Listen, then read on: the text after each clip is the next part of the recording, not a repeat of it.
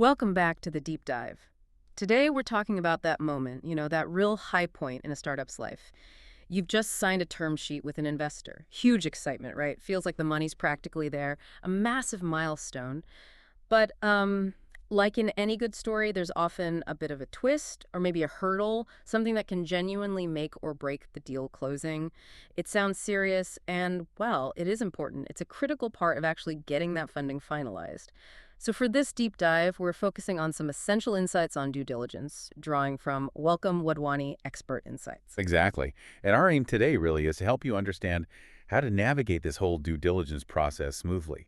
We want to share some practical tips, things you can do to prepare, hopefully helping you close those funding rounds faster, less stress, more progress. Okay, let's start right at square one then. A lot of founders probably wonder, what is due diligence, really? And why is it even needed? I mean, think about it. The investors already looked at your business model, your team, the product, the market, unit economics. They're convinced enough to sign a term sheet. So why this whole extra layer of checking? What else could they possibly need to know? That's a really common question, and it's fair. Due diligence, it's basically an intense look at your company, but through a very specific legal and compliance lens. Operational integrity, too, and why it matters. Well, things like non-compliance, maybe past mistakes, or even just not having the right documents filed. These can hide some pretty significant liabilities. Take Provident Fund compliance here in India, for example. It's a mandatory retirement saving thing. If that hasn't been handled correctly from day one, maybe for all your employees, it can lead to some hefty penalties and debts later on. And investors, they're putting money in for growth, right? For expansion, new hires, marketing. They definitely don't want their investment immediately getting used up just to settle old fines or liabilities.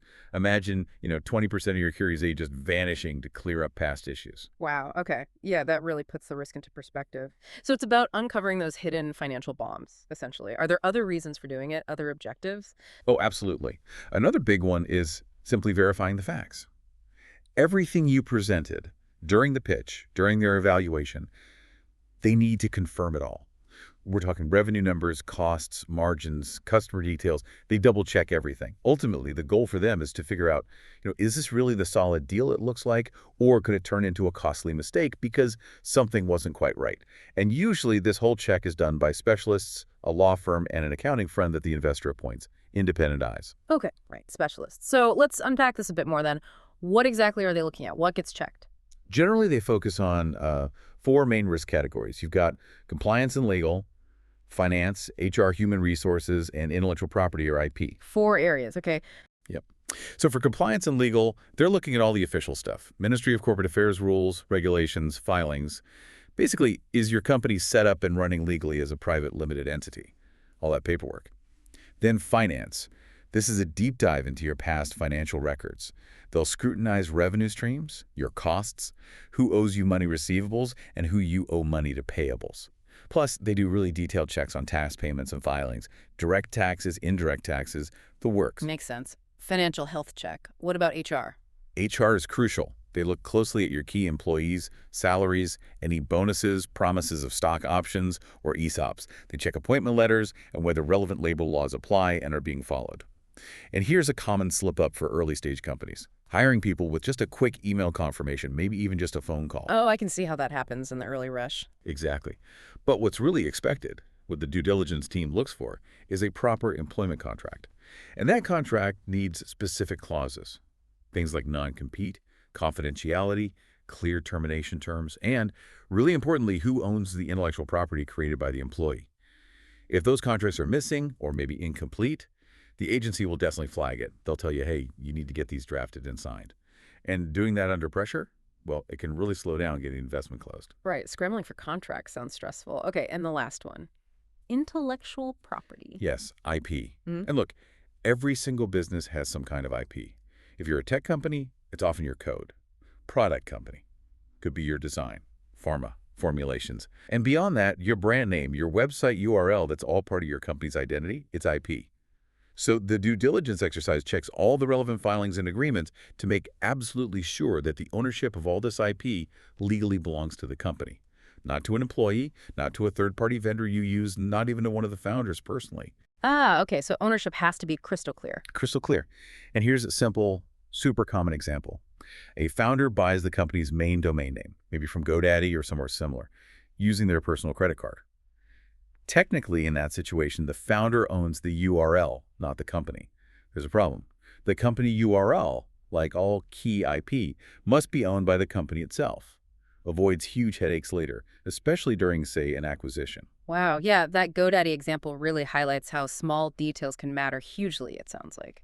Well, it sounds like a lot to manage. So for a founder gearing up for funding, what does this all mean practically? How do you even begin to prepare for this without just getting buried in paperwork? That's the key question, isn't it?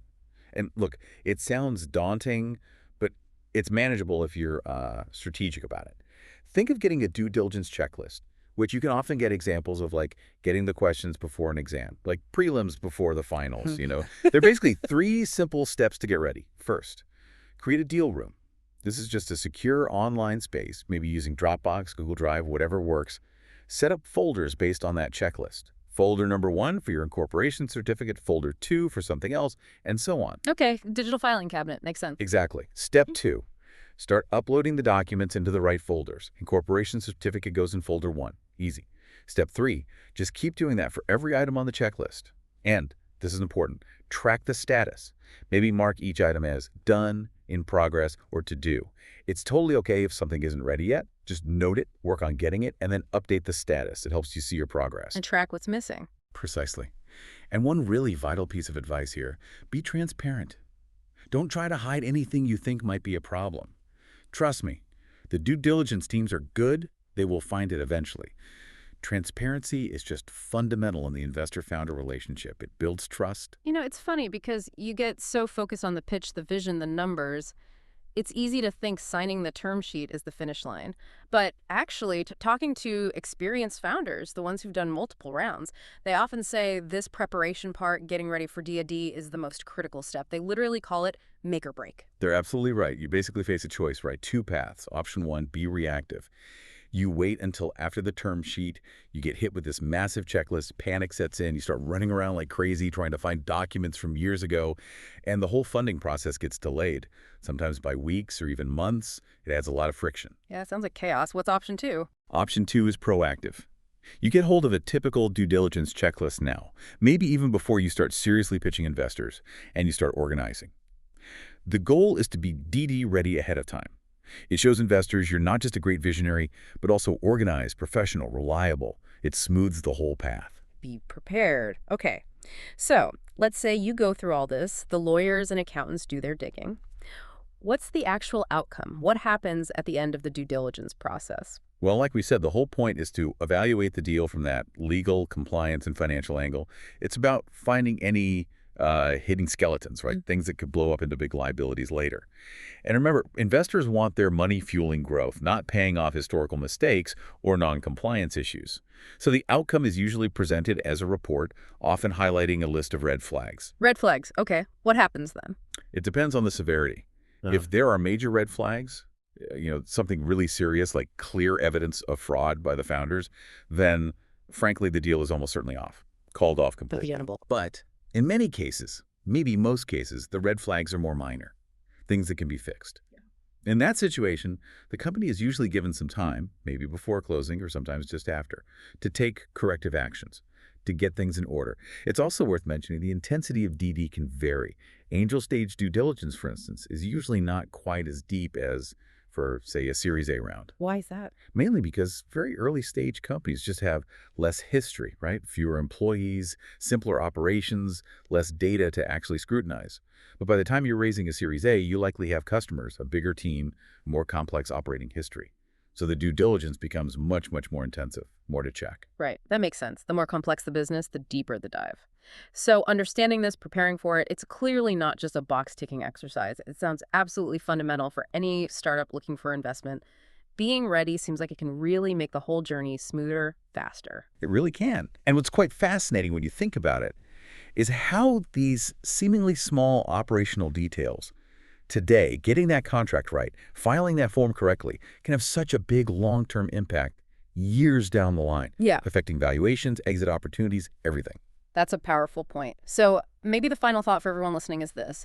How might focusing on getting these details right now, your compliance, your HR paperwork, your IP ownership, how might that not only save you from those costly red flags during fundraising, but actually help you build a stronger, more valuable, more resilient company overall, even long before you're thinking about that next investment round? Something to definitely consider as you build. Are you DD ready?